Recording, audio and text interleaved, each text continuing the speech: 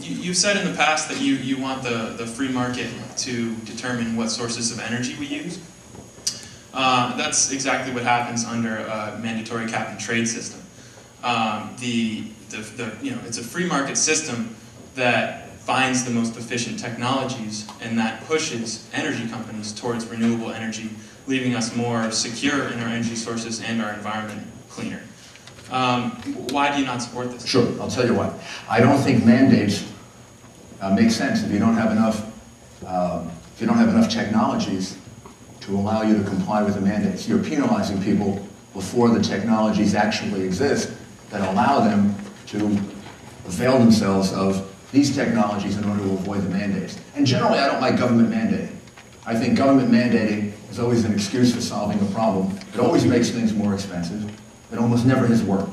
When we've had mandated price controls, it's been a disaster. When we do mandated health care, it's always 2 or 3 times more expensive. I think the best thing to do is energy independence and to pursue it. And if you want the government to have a role, the government should have a leadership role, and where necessary, the government should give help. Tax credits, even subsidies if necessary. And then we have to develop each one of the areas so the technology is available, so that if you did impose mandates or encouragements or enticements, you can realistically deal with it. Right now, if you were to impose a mandate and say, reduce, well, what are the options for reducing? Well, they're not there. We haven't developed biofuels enough. We haven't developed nuclear power enough. We haven't developed carbon sequestration enough. We haven't licensed a nuclear power facility in 30 years. How can you have alternatives if you're not developing those alternatives? Or government is not loosening up some of the restrictions that allow you to develop those alternatives. The way to get to energy independence is to encourage the alternatives to foreign oil. Here are the alternatives. Biofuels. Brazil per capita is ahead of us in the use of ethanol. We should be at least on a par. We have to subsidize it, support it. Tax credits are a form of subsidy. We need to have more nuclear power. France is 80% nuclear. The United States is 20% nuclear. And the United States is going to go down to 15% nuclear because we have not licensed a nuclear power plant in 30 years. And China, by the way, is building 40. And as I said, we haven't licensed one in 30 years. So we're going to have to open that up. And third, carbon sequestration. You can clean coal, so it doesn't have the damaging impact on the environment that people are concerned about. It's very expensive to do that. It's not, many people believe, cost effective. And to some extent, the price of oil determines whether it's cost effective or not. And the price of oil is not a free market, really. So it's worth the government helping to make it cost effective. Why? Because we have more coal reserves in the United States and they have oil reserves in Saudi Arabia. Much safer for us to be relying when we can on our coal reserves than on oil reserves in foreign countries. Hybrid vehicles. Yesterday I was in New York for the first time in I don't know how long. I don't get to New York much anymore. I travel all over the country.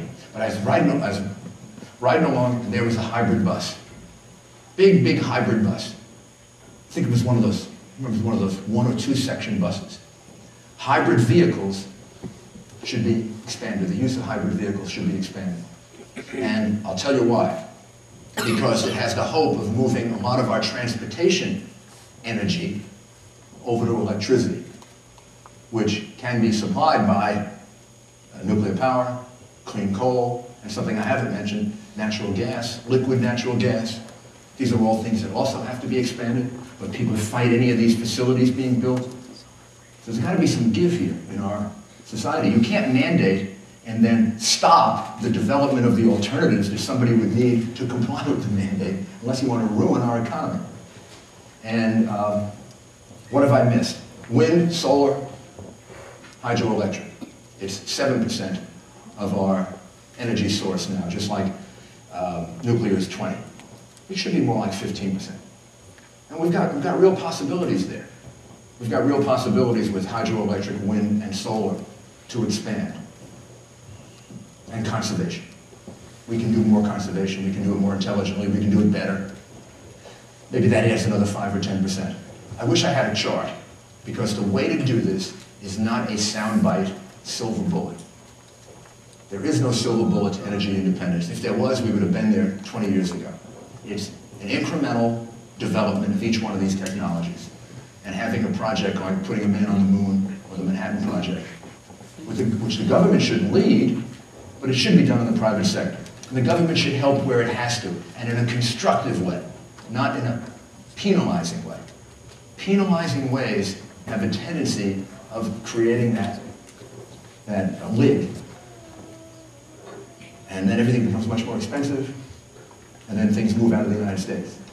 You help the development of new technologies, the way the space program did, for example, and all of a sudden you find great solutions to these problems. And that's a much better way to do it, I believe.